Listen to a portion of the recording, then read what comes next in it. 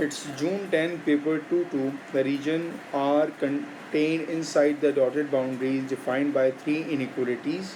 One of the inequalities is x should be greater than 2. That means हमारे पास एक line है x is equals to 2 और ये इससे ग्रेटर देन है, इससे राइट पे जा रहा है तो हमें नज़र भी आ रहा है, ठीक है।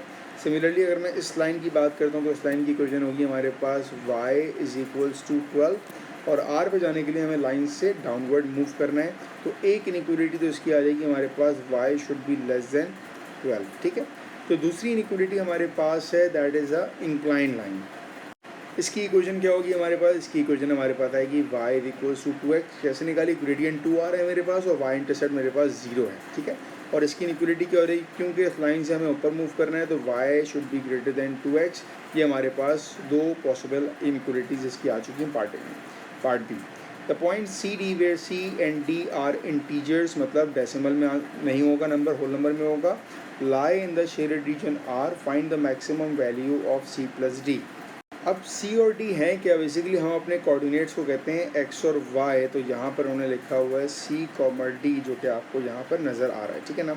इसका मतलब सी एक्स की वैल्यू है और डी हमारे पास वाई की वैल्यू है। अब अगर हम रीजन आर में कोई भी पॉसिबल वैल्यू निकालते हैं, लेट सपोज मैं कहता हूँ 3,10, तो ये एक पॉसिबल वैल्यू है, तो हम कहते हैं 3,10 और ये हमारे पास आ जाएगा C plus D, that means 3 + 10 = 13।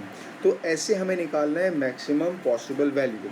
अब मेजॉरिटी जो बच्चे होंगे उनको क्या समझ में आएगा, उनको समझ में आएगा भाई ये 4,10 है, क्योंकि 12 वाला पॉइंट जो है वो हमारे पास आउट लाइन पर आ रहा है, उसको हम इंक्लूड नहीं कर सकते। बट कीप इन माइंड कि यहाँ पर हमारे पास एक नंबर 11 मौजूद है, ठीक है ना। तो 11 हमारे पास इस लाइन पर कहीं ना कहीं लाई कर रहा होगा, राइट। तो the maximum possible value is 5 and 11, this point जिसको मैंने रेड से मेंशन किया है। सो 5, 11 दोनों को ऐड किया, so it's 16। So the possible maximum value of c plus D is 16। Last part, the value of d given that d is equals to 3c। अब c की पॉसिबल वैल्यूज़ क्या हो सकती हैं, 1 हो सकती है, 2, 3, 4, ये सारी मेरे पास x की वैल्यू c की है। सो लेट से एग्जाम्पल लेते हैं कि अगर हमारे पास c की वैल्यू 2 हो जाती है, अगर c की वैल्यू 2 है तो d की वैल्यू हमारे पास 6 हो जाएगी, ठीक है ना।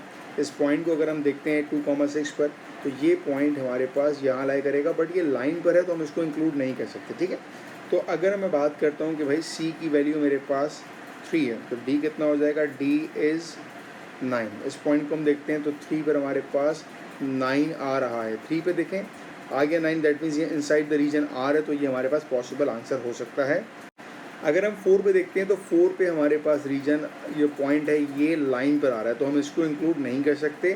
So the final answer is this one, कि डी की वैल्यू हमारे पास 9 होगी जब सी हमारे पास 3 होगा।